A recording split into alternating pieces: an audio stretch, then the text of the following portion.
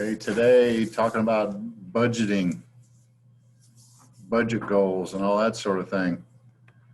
And of course, Odyssey Word jumps right into it with some vocabulary.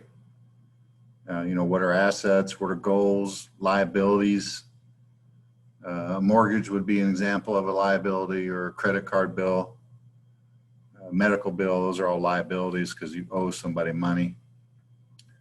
Long-term goal, short-term goal, same basic thing, just a matter of timing. Short-term goals, you want to try to get those addressed in a year or thereabouts. Yeah, good example, like the Excel Center. Net worth, that's a concept that most people don't really worry about too much. If you're very well off, if you have a lot of money, a lot of assets, then you're probably concerned about your net worth, because it's a total of everything, that the value of everything that you owe or that you own, and then subtract what you owe. So if you own a lot of property, you have investments, things like that, those are going to be pluses in your net worth. And if you owe mortgages or loans or big credit card debt or something like that, those are going to be subtracted, and it's going to reduce your net worth. So if you're making a car payment, that would be a liability? Yes. Yep. So and that's a good example, Nathan. If the car is worth $10,000 and you owe $5,000 on it, it still has a net worth to you of $5,000. Because you already paid that off? Or if that's what the value is, and you don't owe the whole amount on it, you only owe something less than that. So the difference is the net that is worth to you. Okay.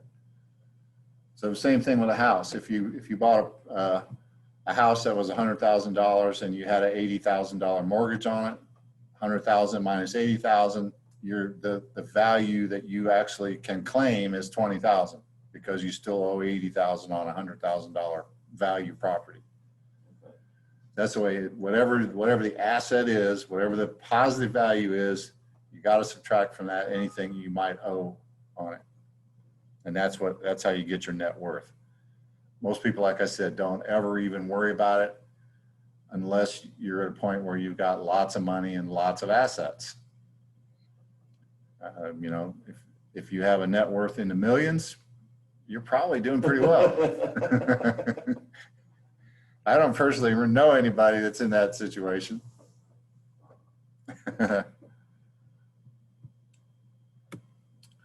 So I got a document here I'm gonna share with you guys through the chat, and then we're gonna look at it together, so you can download it later if you want to.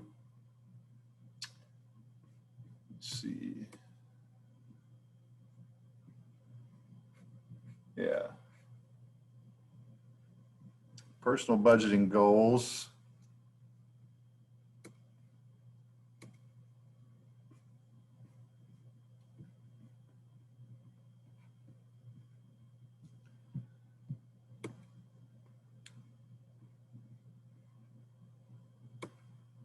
It didn't share for me. Why not? Okay, we'll drag it over here.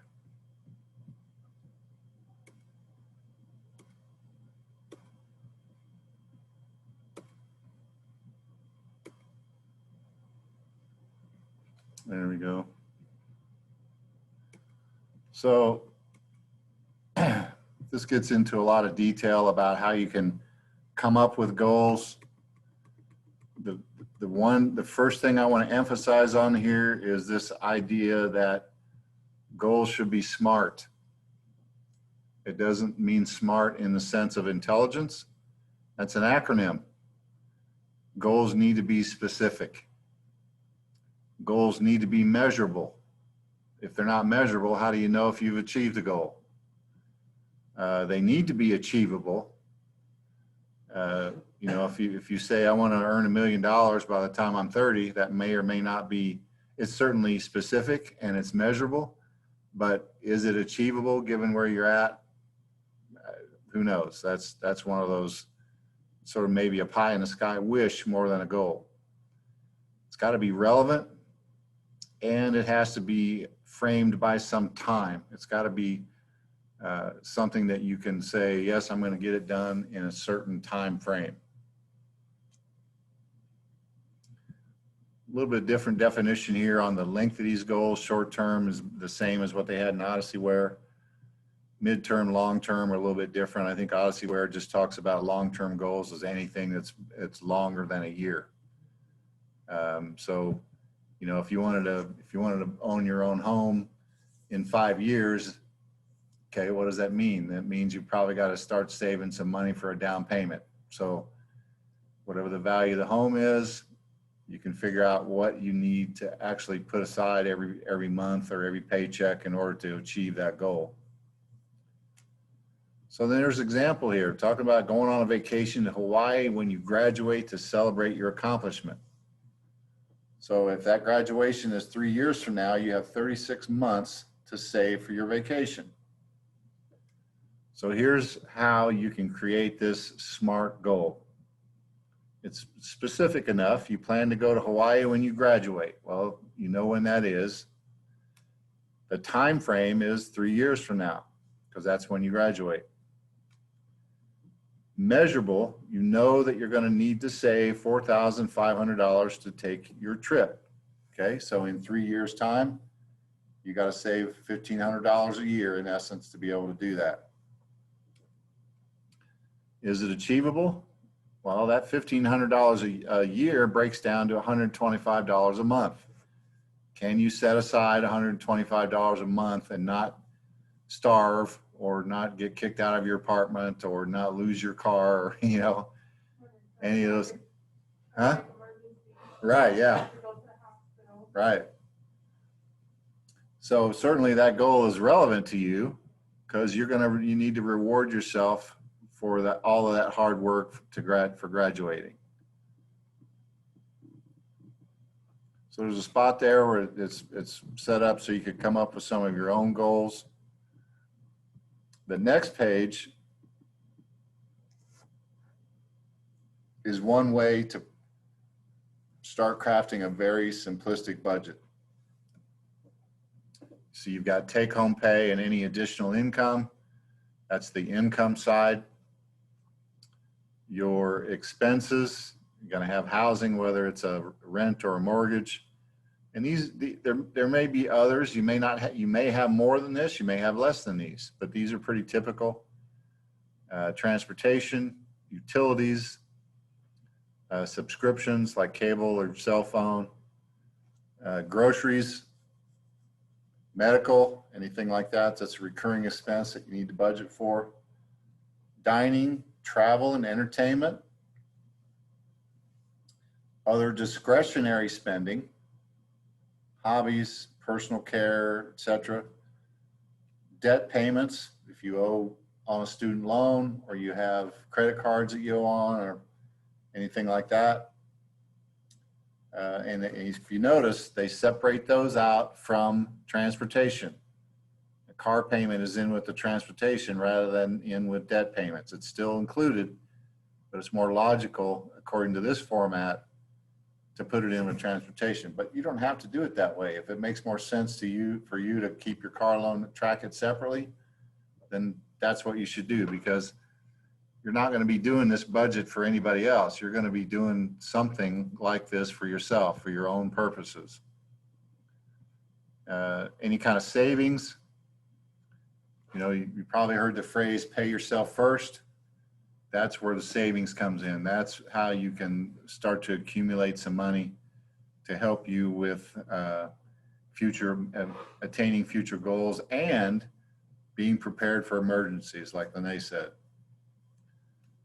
Custom, some people might refer to that as miscellaneous, because you can't plan for everything. You can't budget your life down to the last nickel that you plan on spending. That's just not the way people live.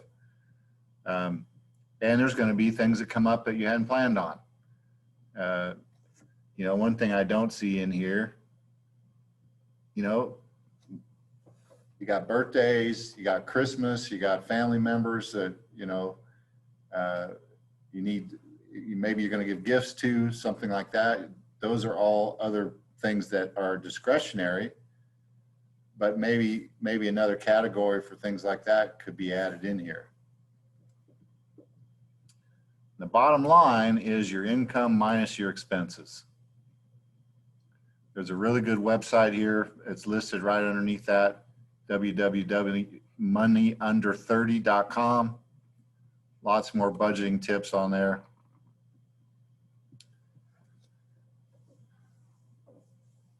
Right below that says you might want to consider separating expenses into three categories, three major categories. Fixed expenses, your fixed needs. Some of these are going to be, some payments are going to be the same every month. You know, your mortgage payment's the same, your rent's the same every month. That doesn't change. Variable needs are going to be things like electricity. You know, if you have an all electric house or electric appliances, or your apartment's all electric, you're going to pay more for heating in the winter and air conditioning in the summer, and it's going to go up and down based on the conditions. So those are variable. You can still budget a set amount every month, but you got to keep track of the differences then if you're going to do it that way. Then you get down here to the last of the three categories. What are your wants? What are the non-essential things that you want? Lattes, you want to have some, you want to drink lattes? You're going to spend $2.89 every day at Starbucks, or $4.50 if you want some really fancy Starbucks thing. Movies, you know, eating out, electronics, you know, we've already talked about scarcity and the fact that our wants greatly outpace our resources. So we're always going to have more wants than we have resources to handle those. That's where a lot of people really get into trouble. The last piece of this is reflecting on how you did. And I'll show you a really simple budget here in just a minute. Normally, normally, this is just describing a budgetary process. If you know how to use Microsoft Excel or Google Sheets, it's perfect for budgeting, because you can fill in a column with your budget. You can have another column and fill in your actual expenses, and then a third column that will track the differences for you. That's what the rest of this is talking about, making adjustments, reflecting, and determining what you need to achieve your goal. Now I'll show you the example that a simple budget that I did a while back for another class. Really easy to do this in spreadsheet.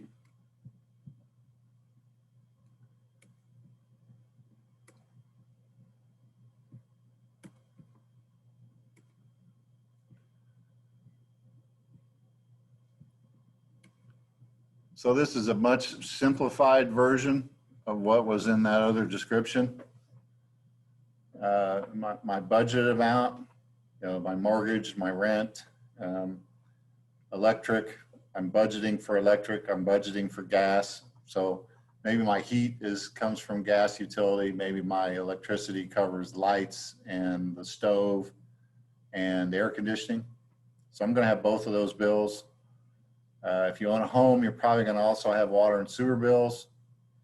And those are going to be also based on how much water you use. So if you can be conservative, you can keep a handle on those kind of bills and keep the amount down. Most cell phone plans these days are a set amount every month. If you have an all-inclusive plan, you're going to pay one thing every month, and you know you can budget for that. If you have student loans, $165 a month, you know that's going to get paid back. Uncle Sam wants their money back. And so that's not probably going to change each month. So that could be one of those fixed expenses. Food, you know, and I don't have anything in here for entertainment, but if we did, it's real simple. Add a column. Let's say I want to add budget $100 a month for entertainment. Huh, look at that. My dollar amount at the bottom automatically changed. And this is the one thing I really like about spreadsheet stuff. If you look up here in this where it says FX box, and now when I did that, it automatically highlighted in this, the gold surrounding there, the gold dashed lines, that's all the cells, the values that are going to total up to this one at the bottom. So it's, you probably need a separate class on this, but that's one of the things I like about it. You can just keep adding stuff, and as long as it's part of your highlighted area, it's going to continue to add it up. And so that's my budgeted amount. I actually spent $200, and now my actual column changed, and so did my difference column, because now look at this, I'm $100. I spent, what this is saying is I spent $100 more than I budgeted on entertainment. I spent $50 more on food than I planned to. More on water and sewer, more on electric. So overall, my budget is $190 short because I overspent. Probably shouldn't have spent that extra $200 on entertainment that month. If I wanted to keep it in balance, you got to make some choices about where you're spending your money. This falls right into that idea of opportunity cost. Your opportunity was to go out and have fun, but the cost was you ended up spending more than you planned on for the month. So that's just a real simplistic example, but one of the things I like about, just to show you one of the things I like about the spreadsheet. And all these lines, these rows over here function the same way. I got a formula built in there so that this one here subtracts this one. And the nice thing about this is once you have one formula in place, you can copy and paste it all the way down in the columns, and every one of them will be like that. So here I've got zeros showing, but the formula is already there. So as soon as I put numbers in these first two columns, it's going to automatically calculate for me. The biggest advantage of spreadsheet stuff is learning how to use those formulas.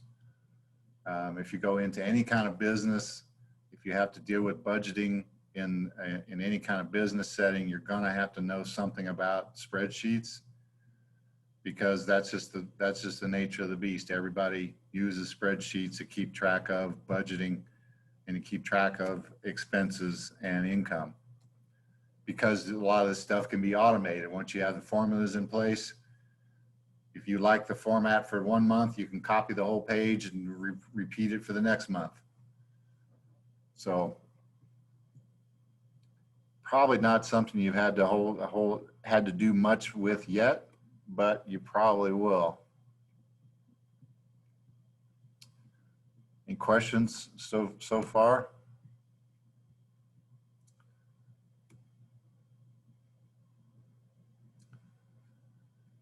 So what do you do if you discover you need to save some money?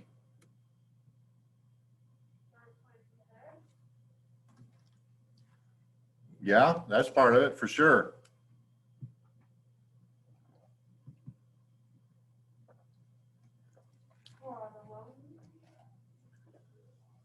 Well, getting a loan might help you in the short term, but you're going to have to, that's going to increase your expenses too. You're going to have to pay it back. And that's part of the reason why I'm showing you this next page here. This something called the step down principle.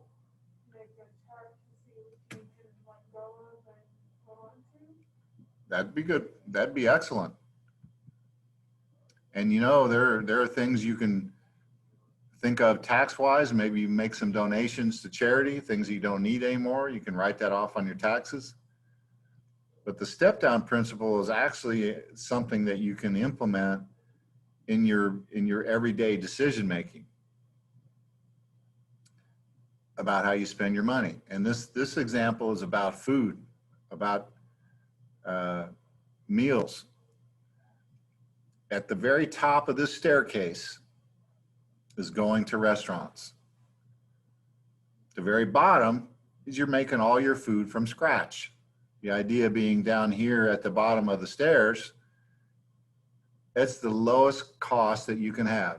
Making your own food, taking a sack lunch to work, you know, all of that sort of stuff, not going out to eat, almost always is going to be less expensive than going out to eat. But sometimes it's unavoidable. Sometimes you like to go out to eat. Sometimes you're going to splurge, you know, you're going to reward yourself, go to a nice restaurant, go out on a date. You want to take somebody someplace nice. Maybe once you get to know somebody, you can have them over and you can cook a nice meal and share a nice meal together. That's still going to be less expensive. The frozen more expensive than making it from scratch. Heck yeah. Well, I mean, from scratch, don't you have to get all the ingredients and stuff? And frozen, you just go and buy it and throw it in the microwave or something. Maybe. Let's say you buy like a bunch of seasoning just for one thing, you can use those seasonings for other things. Yeah. Right. Well, let's say you want to have a meal of fried chicken, mashed potatoes, and green beans. You can buy the whole chicken. Or you can buy legs or wings. What's the cheapest part of the chicken? It's usually a package of wings. If you go into the grocery store, wings are cheap because you can get a lot of them. There's not a lot of meat on them, a lot of bone. Breasts are going to be the most expensive. So even thinking about having chicken, you've got some choices if you're going to make it yourself. Mashed potatoes, you know, a sack of 10-pound of potatoes is cheap. If you know how to make mashed potatoes, it's really pretty simple. You boil the potatoes and you mix some milk in and maybe some butter and mash it up. There's not much else to it.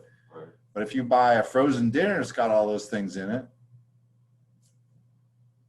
you're probably, and it might not be the first serving that gets you, but if you make enough mashed potatoes and gravy and chicken and green beans to have for lunch the next day, or maybe even another meal beyond that, you've gotten 3 meals out of something where a frozen dinner might have only fed you once. Okay, I see what you're saying.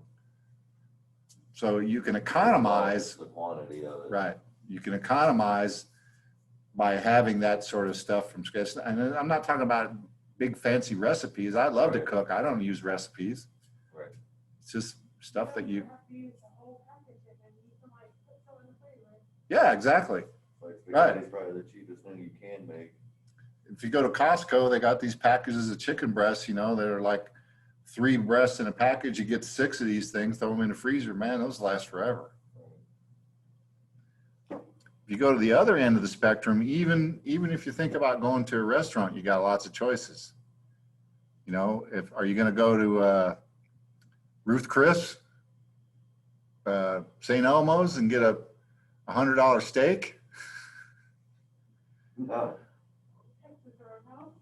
I like steak. but- Texas Roadhouse, you can get steak there. It's still a fairly decent restaurant. Not the high end, not the highest end. Right. So even within going to a restaurant like that, a sit-down restaurant, you got some choices you can make. Stepping down from that would be fast food. And within the fast food genre, you got choices there too. You got Wendy's, you got Arby's, you got Taco Bell. Yeah, I mean, McDonald's, White Castle. You know, some are going to be more expensive than others. Some you probably don't want to eat at, but that's always a choice. So having the next step down is frozen food. Now at least you're going to the grocery store and you're shopping for stuff, and you're still going to make it at home. You're probably not going to spend as much as you would even at a fast food restaurant. Step it down another level. You have a mixture of frozen foods and scratch made foods. And a good example of that, you know, for myself and my fiance, it's mostly just us eating. So we don't tend to buy a lot of fresh vegetables unless we're going to eat it that day. Right. Because, you know, it sits in the refrigerator, you end up not cooking it, or you do something else, you forget about it, and it goes bad. So we tend to buy a lot of vegetables frozen because you get them the steam in the bag, you know, and it's just a little bit more than too much for two of us, and there's no waste. So wasting is another part of the equation. If you're not good about anticipating the quantity of stuff you need, then maybe you need to be doing some kind of a mixture of fresh and frozen and scratch made stuff. So it's just an idea to help you to think about reducing debt or saving more money. Because what are your choices? If you got a budget, you really only have two choices. You can either make more money or spend less. My goal would probably be to spend less. Yeah, the first one rarely happens. Yeah, that's the making more money. That's the hard part. You either got to get a different job, you got to get a second job, you got to have something on the side, a side hustle that you can do, or something. You can't just generate money out of thin air, you know.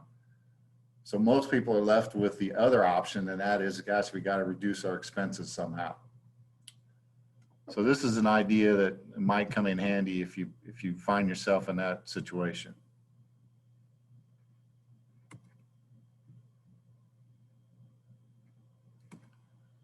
Yeah, I'm going to look at a couple of examples now of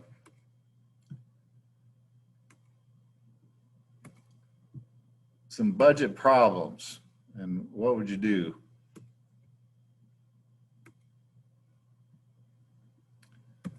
Budget busters. Who's breaking the bank? Where does all the money go? Nate's a junior in high school. He works 15 hours a week at the mall, and his net income after taxes is $600 a month. He lives with his parents, so he does not have rent, utility, or food expenses. All right, Nate. Oh, yeah, I didn't think about that. His older brother owns a car and lets him borrow it to drive to work for $50 each month. Otherwise, Nate takes the bus. He really wants to buy a car, so he puts any leftover money toward savings. Nate also pays for his cell phone and personal expenses, such as going to the movies, buying video games, and purchasing gifts.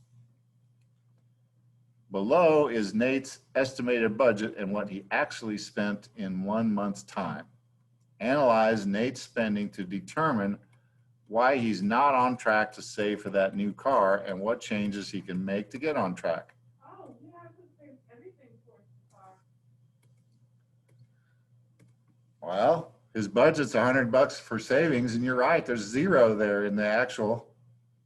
That's not good. Because maybe because the 75 and his 50, we're both at 100. Well, maybe he skipped a month paying his brother, and now he had to make it up by paying him twice, Oh, right? $50 a month times 2 is 100. His cell phone bill is higher than it should be. Maybe this was one of those plans that used to charge for or texts. Or he actually got a video game on his phone. And it's like, oh, I want extra keys for Mm. credit card. Could be. That's right. His variable expenses, looks like he paid more for public transportation than he planned on, more for entertainment. Look at the personal shopping. He budgeted $50, but he spent $175. His occasional spending budget was $25, and he spent $100. He's wearing Louis Vuitton right now, so that's you. Well, he needs to practice the step down method here, or at least exercise some self-restraint here, because there's an extra $125 right there in personal shopping he could have saved. That's going to more than cover his savings for his car. And he still could have spent a little bit of money. Or this occasional spending, gifts or repairs. What repairs did he have? You wonder. He doesn't own a car. Okay, well, I guess. Cell phone, something happened to it. I guess that'd be on his phone, wouldn't it? Maybe, maybe not though. And that's really up to you. I mean, it's your budget. If you wanted to keep track of it as part of your cell phone expense, nobody's going to tell you not to, because you're the one that's supposed to be doing the analysis every month. It's your spending. It's your money. The bottom line here for Nate is he spent $200 more than he had budgeted. So that extra $200 has to come from somewhere. Right. He must have had $200 laying around from, Putting away money for the car. could be. I mean, And then he hit a roadblock with all his shopping and everything. yep. Well, his net income was $600 a month. So he spent all of it and didn't save any of it. Because it looked like with a budget of 400, he should have 200 extra dollars. Should have. Yeah, he should have. Right. And what this really, what my main point here is, if you don't compare the actual, if you don't keep track of what you actually spend and compare it to your budget, you're not gonna, this is the measuring tool that to hit your goals, you gotta be able to do. And you don't wanna change your budget. You know, a budget is an estimate anyway. Now, a year from now, after you had some history and you've had some experience with a budget, maybe you need to make some changes to the budget amounts. But you don't change the budget every month. The budget is just the budget. That's your benchmark. That's what you compare against. That's what you're going to evaluate how you're doing against. So I have a banking question. Okay? If you put money in the bank, how much money a month do they want you to pay them to keep your money in the bank? That's the bank fees are going to vary depending on the bank, the institution itself. Credit unions typically don't have any fees for savings and checking. Some commercial banks require you to maintain a minimum balance of a certain dollar amount, or they start charging you fees if you go below that. You know, the amount that most places are paying interest right now for savings is very minimal. I mean, they want your money in their bank or their credit union institution. So it's so competitive in the banking industry right now that most places don't have fees just for savings. They're not going to pay you much in terms of interest earnings, but they're not going to be charging you either. Now, where they make their money is on ATM fees.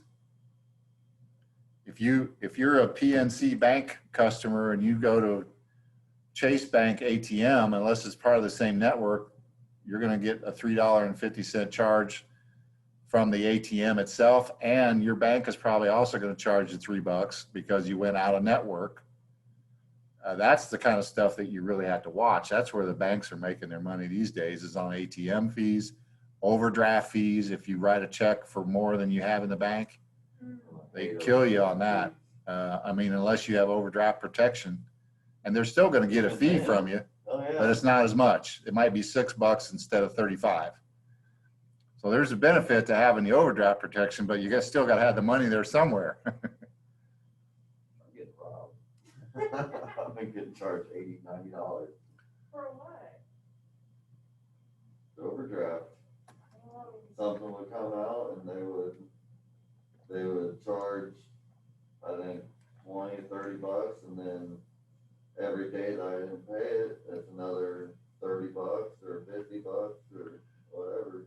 Well, and the business that you wrote the check to or had the overdraft with, they might have a charge on there too. Right, yeah, Yeah, including that. Yeah. Yeah, if you can back up your ATM card with an overdraft protection that goes against your savings account or even against a credit card, you're going to reduce the amount of fees. I mean, people make mistakes, stuff happens. You thought you were going to get a check and you were counting on it and it didn't come until 2 days after you needed it. Sometimes it's unavoidable. But trying to figure out a way to avoid those fees, everybody needs to do that.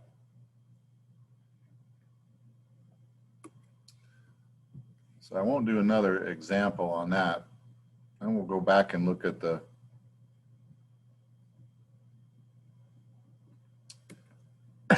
OdysseyWare.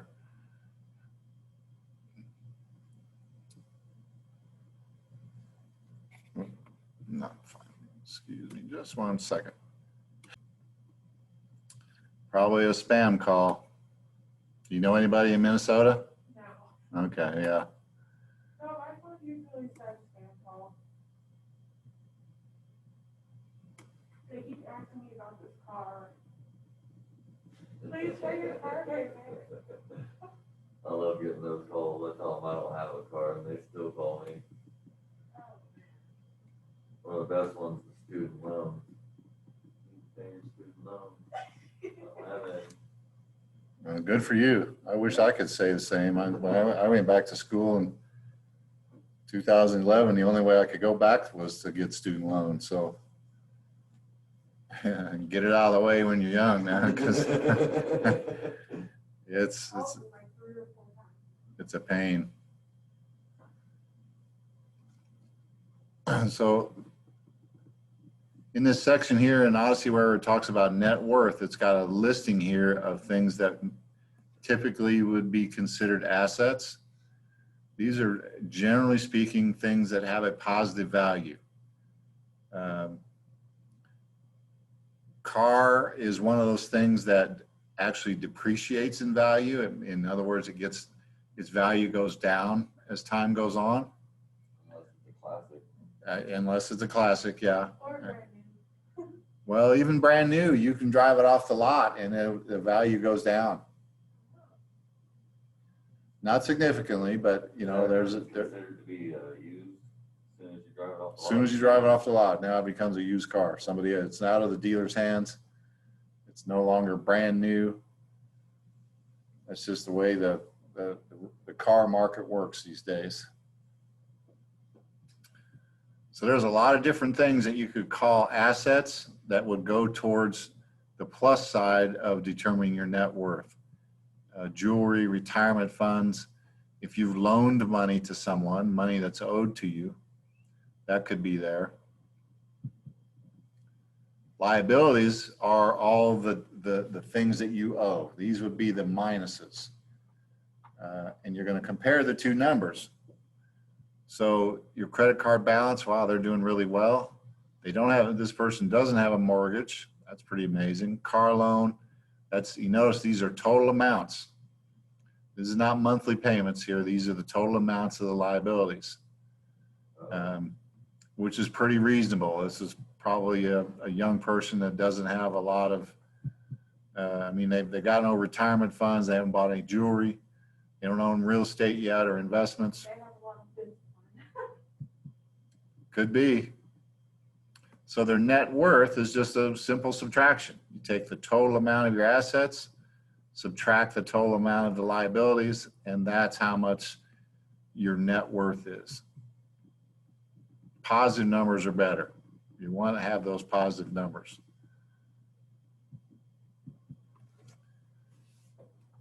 So then it goes into some goal setting. People say, write down your goals. Goals that aren't written down aren't really goals. They're just too nebulous. They just kind of float around in the air if you don't write them down.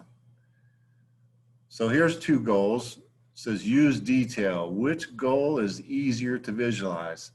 I'll buy my own house. That's number 1. Number 2 is I'll buy a 3-bedroom house with a small grassy backyard within walking distance to the beach. Number 2. Yeah, great. Well, if you go, You got a by the beach, well, walking distance, that might be a block or so away, but it's still going to be pricey. Right. So, and there's problems with both of those goals, especially if you look at them with the SMART acronym. They're both fairly specific. I'm going to buy a house. The other one is even more specific. Are they measurable? They don't put a time to it. That's one thing that's missing. That's right. They're measurable. I guess once you buy a house, you could say, yeah, I met the goal. Are they achievable? Well, we don't know anything about the person that's behind the goal. What kind of job do they have?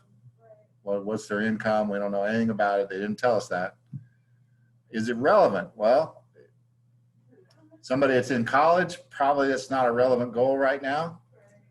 Somebody that's starting a family, got a family, probably a relevant goal. You know, home ownership is still the #1 way in America to generate positive value monetarily.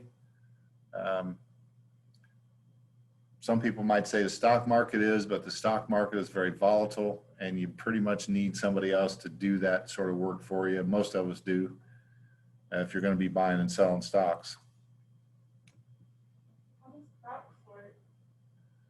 We'll get there. You're buying a share, like a percentage portion of ownership of the company. So if the company has 1 million shares of stock certificates out on the market, and you buy 100, then your proportion of ownership of that company is 100 out of 1 million. Very small,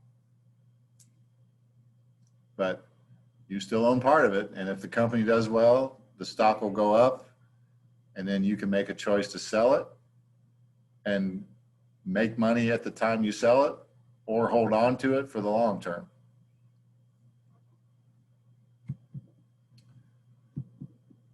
We'll have some fun with the stocks. I got a lot of stuff on that.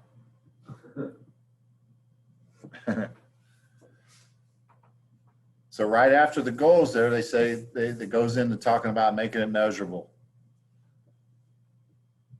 Compare these two. I will have saved $3,000 for a new car within 1 year versus I will save for a new car. The first one is definitely measurable. You can tell if you're going to make it or not. If you've got $1,500 saved 6 months from now, you got to feel good about that, because you know you'd be able to say, I'm halfway to my goal. I got 6 more months. I'm going to make it. Saying I will save for a new car, that's yeah, it's just an idea. It's like a wish list almost. It's just generic. If you're gonna do some of these things, think about having a plan. You're gonna pay off your credit card balance in 6 months. Well, the next example says I'm gonna pack my lunch 3 days a week. I'm gonna save an extra $20, and I'm gonna set aside an extra $100 from each paycheck. That is specific, very specific, with working steps. Yeah, and there's a plan there. You can actually have something there to hang your hat on and say, yes, if I'm disciplined and follow these steps, you'll get to the goal, right?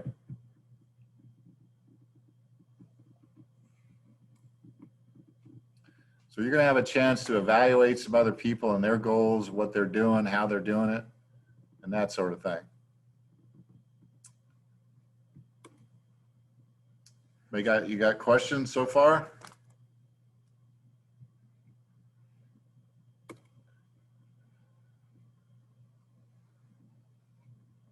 Next section goes into overview of a budget. Some of these we've already talked about a little bit: fixed expenses, variable expenses, budget itself.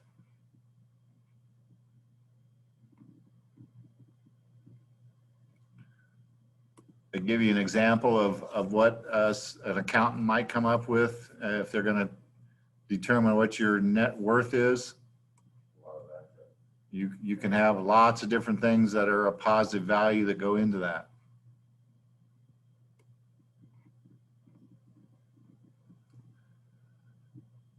Nice thing here about having a budget, one of the benefits, you might not think about this as a benefit, but it can reduce stress. If you, You're not worrying about it. yeah, you know, you've done the calculations, you know how much your income is, you know how much your budget is every month, and unless there's some surprise, You're like, yeah, you can go about your life, you know, without worrying about, oh my God, am I going to be able to make the car payment? And a lot of this just comes down to planning. I mean, you can avoid financial problems. You can actually make your money grow. You know, maybe you've got enough set aside for a certificate of deposit that'll pay a little higher interest rate for your savings. Maybe you've got some money that comes out of that as a result that you can invest with a stockbroker and actually put it in mutual funds or an IRA or things like that that can generate more income for you. It's an individual retirement account.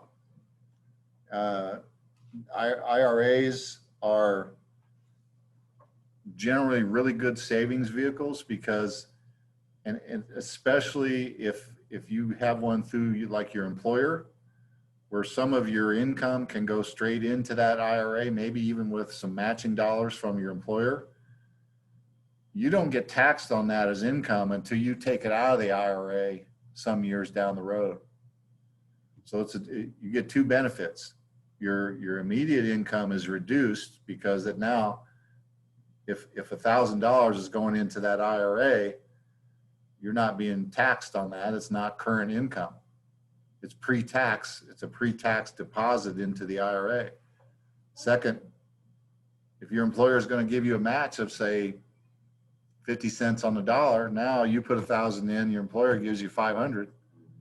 That money grows. And the idea of waiting until years down the road for retirement to take it out is at that point you're making less money.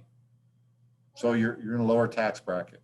what are those card things you can get from the bank and then like in like 10 years you take it there and it's money on it or something? It sounds like you're talking about a certificate of deposit. That is essentially a savings device that it's fine if you don't need the money. And they'll pay you a higher interest rate. You can also buy certain types of bonds like education savings bonds through banks. You can get $100 savings bond for $87. So but it's not worth $100 until you hold on to it for 10 years. It's a government bond, you know. They're trying to entice people to buy those things by making it cheaper than face value, but the revenue coming back on it, the interest earnings is so low, it takes a long time to add any real value. It takes money to make money. I mean, that's the old adage. Less than $20. I know. Yep. So here's very similar to the spreadsheet that I did, budget versus actual, and a column for the difference.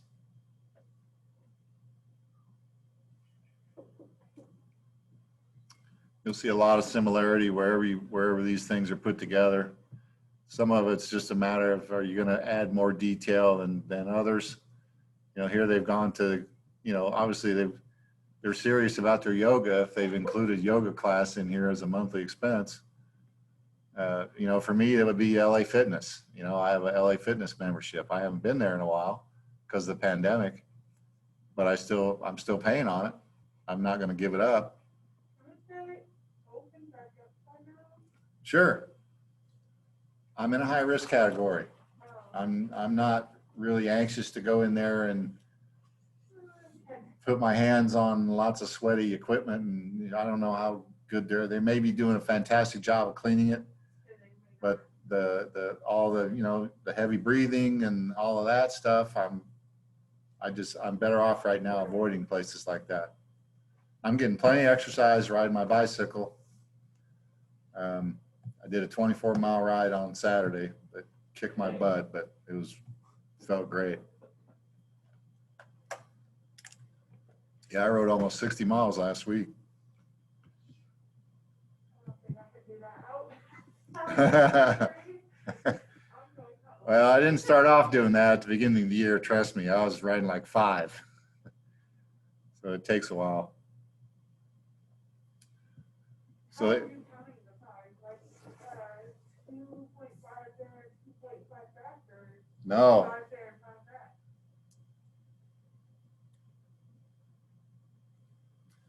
Map My Ride. It's an app on my phone. Keeps track of my speed.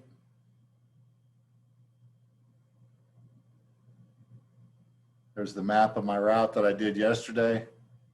It does it all by GPS right on my phone. I don't have to worry. I just turn it on when I start. Turn it, pause it if I'm stuck at a traffic light. And it'll map you on. It creates this map as I ride. When I'm done, it'll save it. Huh. Well, that's pretty nifty. Yeah, it's great. Who uses that word anymore? Apparently, see, here's the one I did Saturday. That's the 24-mile one. I went all the way down to 30th Street by Keystone and all the way up to 106th and the Monon and Carmel, and then back home. No, what's that? The Monon Trail, it Oh, goes through yeah. Broderpool. Oh, It's a hike bike trail that runs like between, it's parallels College. It goes pretty much all the way downtown Indianapolis up to, I think, 100 and maybe 161st Street now in Westfield. Do you Wow. ride the Fort Wayne trails or? Fort Wayne, no, I haven't got out there on that. But I'll go over into Fort Benjamin Harrison and ride around there too, because I can get there from my house pretty easy. We're way off topic, guys. Sorry. Let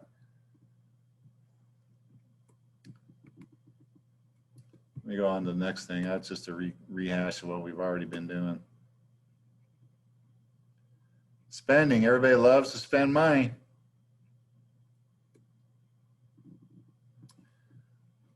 Impulse purchases.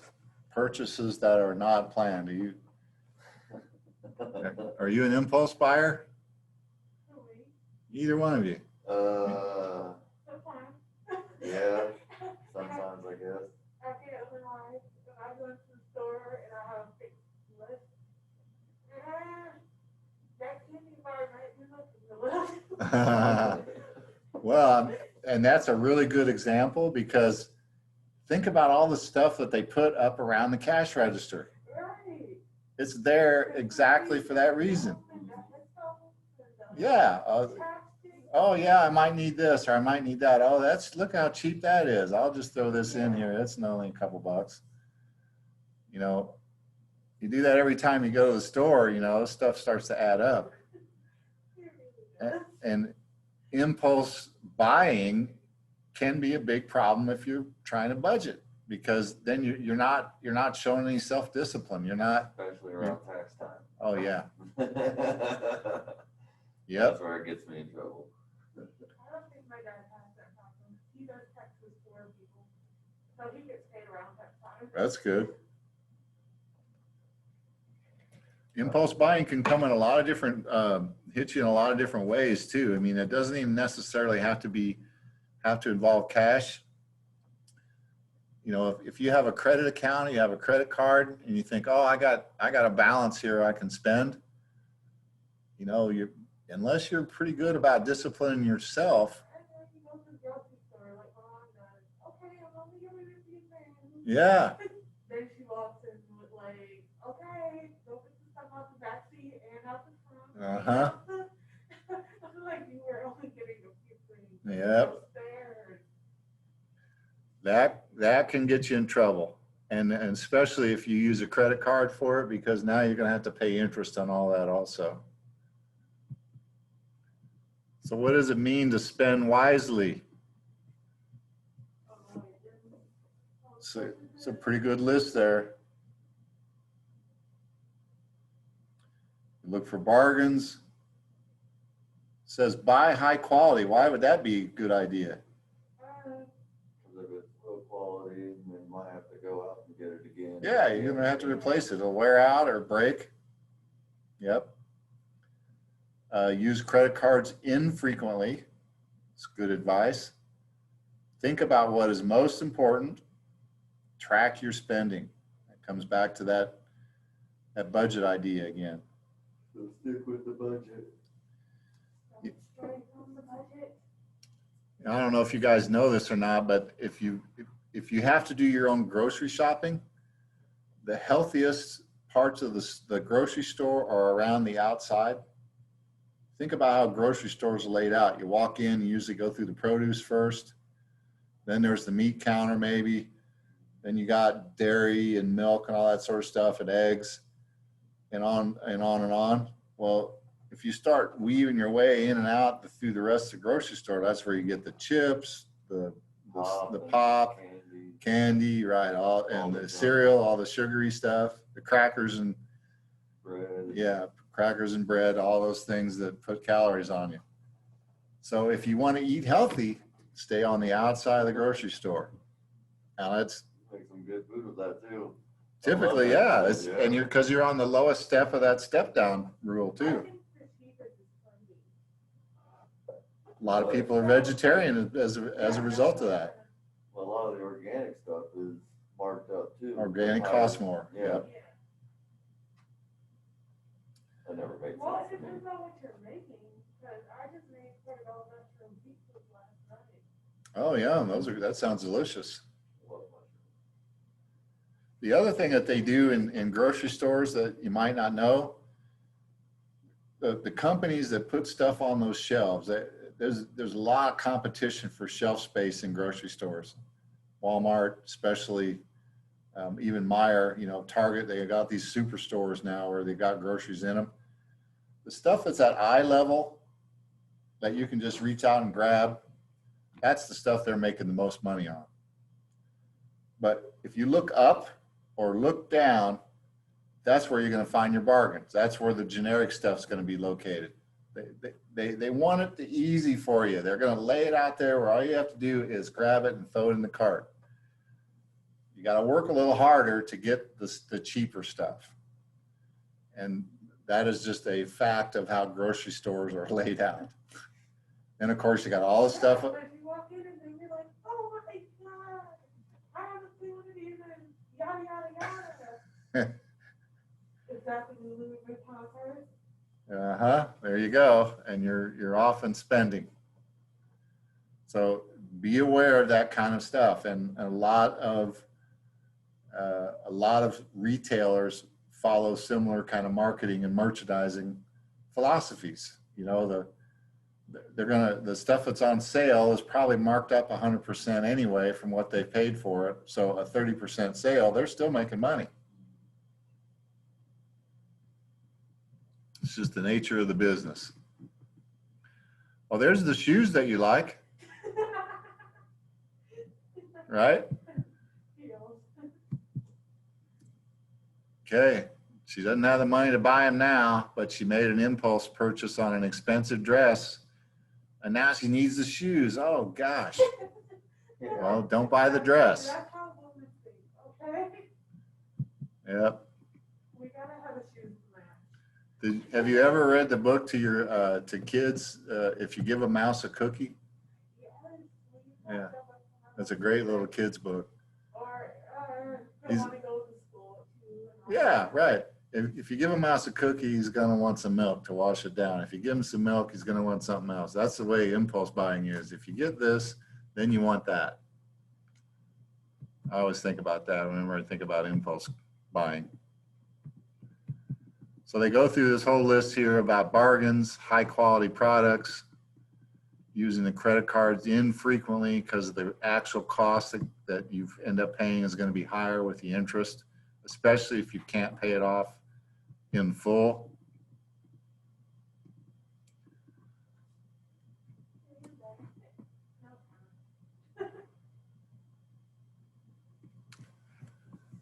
Okay, here's a problem example here. Now it's Nick, it's not Nate anymore. That's because it's a problem. Oh, okay. All right. Nick's 21. He wants to buy a house by age 25. When he received his first credit card, he overspent. Before long, his balance was over $3,000. He could not pay his credit card bill, his rent, or his car payment. Because he stopped paying his car payment, the bank repossessed his car. This caused his credit score to drop. Because his credit score dropped, he will not be approved for a home loan for at least 7 years. This means he will not be able to reach his goal of buying a house by age 25. Wow. And the snowball started with His credit card. the credit card. Oh, I got $3,000 I can go spend. Oops. Yeah, what about Lori? No. Credit card one. She constantly wants to give out credit cards, and they don't give a credit card. Well, there are things that you need a credit card for. They're good for emergencies, And they keep your credit up. right? Yeah. You probably can't rent a car without a credit card. It's really hard to make plane reservations if you're going to travel. You're going to do it online, and they're going to want a credit card from you. You don't want to use your debit card online. So there are some legitimate reasons to have a credit card. But the problem with the way the credit industry works is, and they take advantage of this with people, is that once you have one credit card and you show that you make regular payments, then you're going to get another offer from another credit card company, or they're going to raise your limit, or it's like throwing money at you, throwing other credit at you. And so it takes discipline to be able to fend that stuff off and not get sucked into it. Unless you're trying to build credit, then you spend 5, Yeah, pay 5 or whatever. right. Now, the good news here is there are money management tools that most of us have access to. Spreadsheet is what I was using before for my little simple budget. Can help you get organized and make calculations for you. So you want us to do up until the next quiz? Yeah, those will take care of everything up to through the project to the next quiz, because this is the last piece here. You can have budgeting software if you like doing stuff on your phone. I mean, that's the way everything is going anyhow, is that your phone's going to end up being as powerful as a computer. Almost is. Yeah, I mean, this is way more powerful than the computer we bought, the Gateway 2000 that my family bought, my wife and I bought at the time back in '94. Right. Believe me, Yep. with I a know. DOS, What, the white a box? DOS computer, yeah, gigantic thing with a little screen, and you had it was not Windows either, it was all text. So you can have apps on your phone, like Mint, whatever banking accounts that you have, you can access it all on your phone now, and you really should probably, if you can have that access, they give you that access, you take advantage of it. You can do online money management tools. And in fact, I wanted to mention something, even the spreadsheets. The one I did was in Google Sheets. Well, because I'm a big Google user, this is an Android phone, so it's perfect for that. I can access that same spreadsheet on my phone if I wanted to, through Google Sheets on my phone. So you can make these things. Does the sheets cost, or? No, it's just part of Google. Google's whole thing is to get you to use their services. They'll make money off of you eventually. They make money off of ads that get placed when you do a search. People who you see the top 2 or 3 listings, usually it says the little tiny letters, ad. So if you click on it, that's how the people get paid. Clicks turn into money for the advertisers and for Google.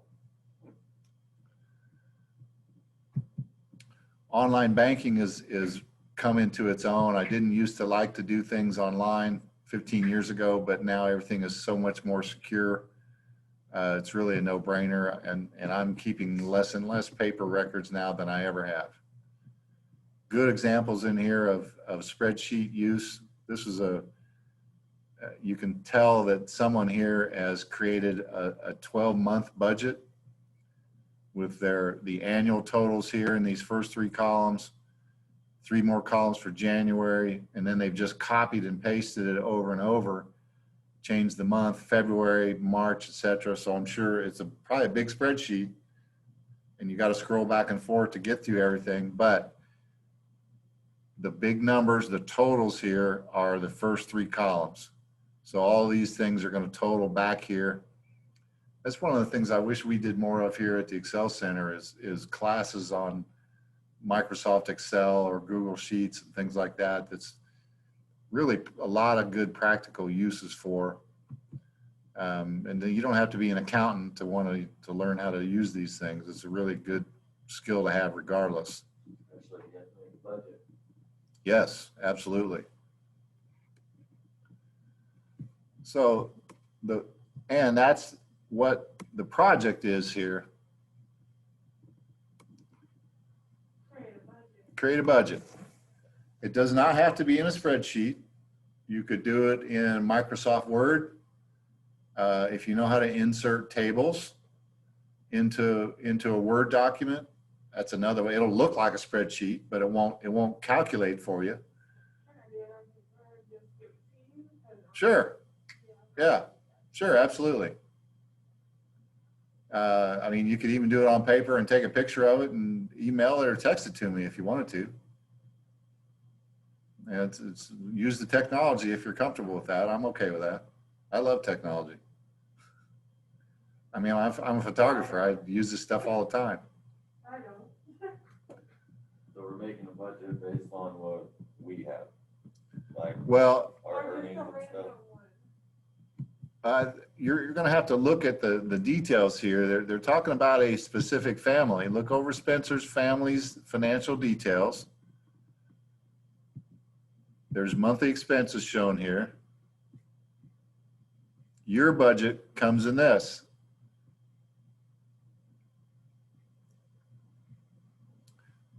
This is the way the budget comes together. The Spencer's budget, you'll incorporate that. See where you come out. Keep the original expenses. Where did they overspend? You know, we don't expect you guys to have all this information right now. That's why the project is set up around this hypothetical family called the Spencers.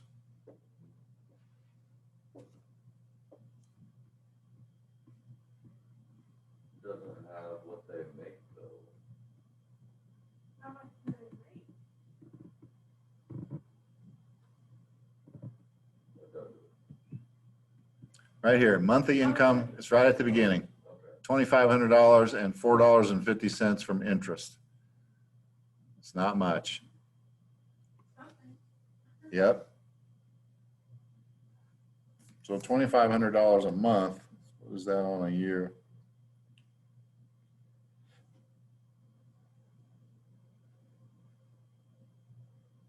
That's $30,000. $30,000 in income per year. That's not a very high paying income for a family. So they're probably having to watch things very closely. And I think that's the whole point here is if you don't have a lot of money, you got to really watch it.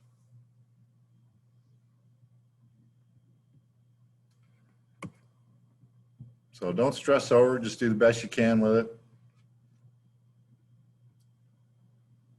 Because we're just trying to stay on a pace right now of one of these units per week for the first 6 weeks until we get to the last section. Yeah, the last 2 weeks. So I'm gonna go ahead and stop the recording.